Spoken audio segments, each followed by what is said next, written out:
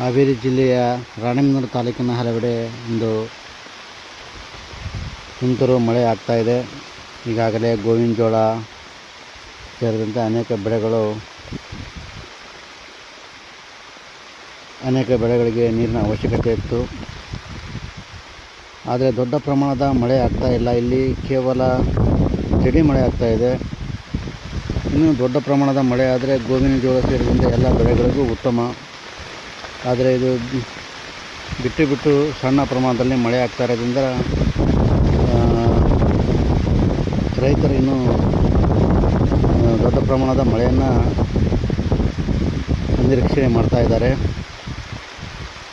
ಇದು ಕೇವಲ ಸಣ್ಣ ಪ್ರಮಾಣದಲ್ಲಿ ಮಳೆ ಆಗ್ತಾ ಇದೆ.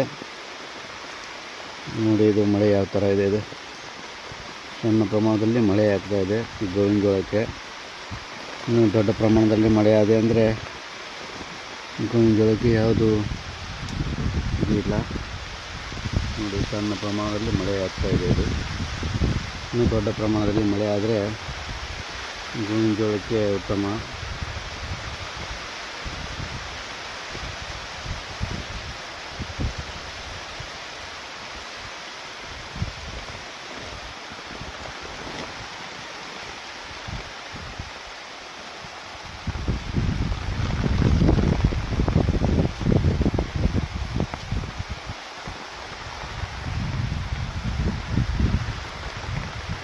ನೋಡಿ, ಈ ಥರ ಮಳೆ ಆಗ್ತಾ ಇದೆ.